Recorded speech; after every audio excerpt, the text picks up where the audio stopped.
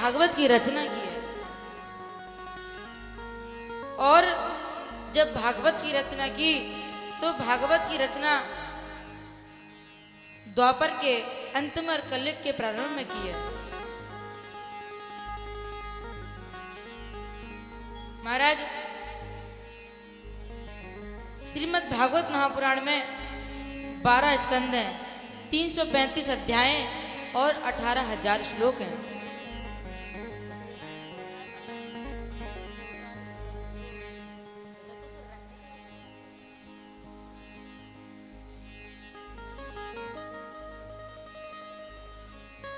तो आज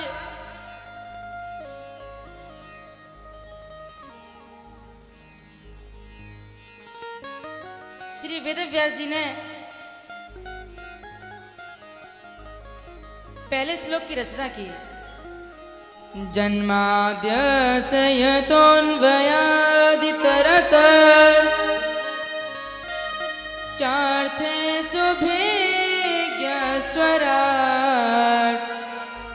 तेने ब्रह्महृदाय आदिकवये मुह्यन्ति सूरया तेजो वारिमृदां यथा विनिमयो यत्र त्रिसर्गो मृषा धाम्ना स्वेन सदा निरस्तकुहकं सत्यं परं धीमहि। आज श्री वेदव्यास जी महाराज ने भागवत की रचना की और सबसे पहला श्लोक लिखा है। जन्माद्यस्य यतोऽन्वयादितरतः यतः अतः अस्य विश्वस्य जन्मादि, अर्थात जिस परमात्मा का कभी जन्म ही नहीं हुआ और वो परमात्मा अपने भक्तों के कल्याण के लिए, उनकी कामनाओं को पूर्ण करने के लिए अलग अलग रूपों में आता है। चार्थेषु विज्ञः स्वराट, उसका रूप विराट है। आगे वर्णन किया कि भगवान को अनेक नामों से जाना जाता है। कोई राम कहता है, कोई कृष्ण कहता है।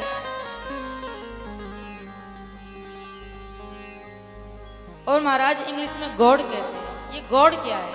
गॉड का मतलब क्या है? जी मतलब होता है जनरेटर, सृजन करने वाला, अर्थात उत्पत्ति करने वाला। ओ मतलब होता है ऑपरेटर, जो पालन करता है। और डी मतलब होता है डिस्ट्रॉयर, जो संहार करता है।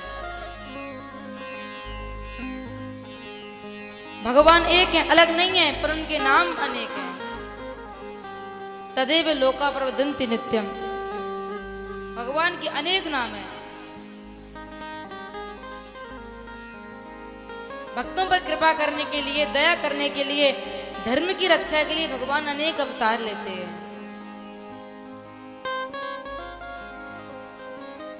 और चार्थेषु विज्ञः स्वराट, स्वेन राजते प्रकाशते इति स्वराट,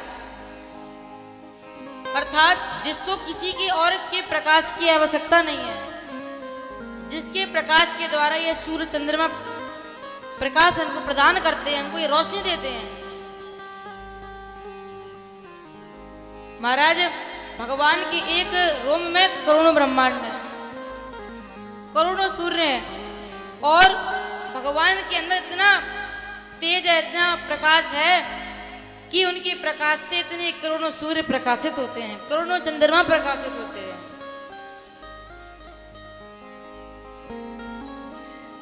और वो परमात्मा इतना ज्ञान का भंडार है, जिसके ज्ञान के द्वारा ब्रह्मा जी ने ज्ञान प्राप्त किया और ब्रह्मा जी ने इतनी बड़ी सृष्टि को रच दिया।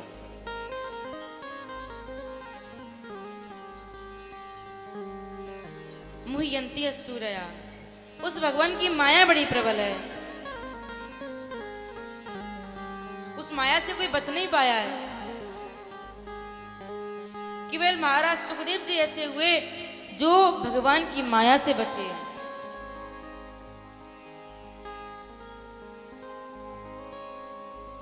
तेज ब्रह्म, उस ब्रह्म में इतना तेज है कि वो चाहे तो पल भर में सृष्टि का नाश कर सकते हैं, पल भर में नई सृष्टि को उत्पत्ति कर सकते हैं। आगे लिखा है तेजो वारी मृदाम यथा विनिमयो यत्र त्रिसर गोमृषा धामना स्वेन सदा निरस्त कुहकम। उस परमात्मा की माया इतनी प्रबल है कि महाराज ये संसार असत्य है, पर भगवान की माया के द्वारा यह सत्य प्रतीत होता है।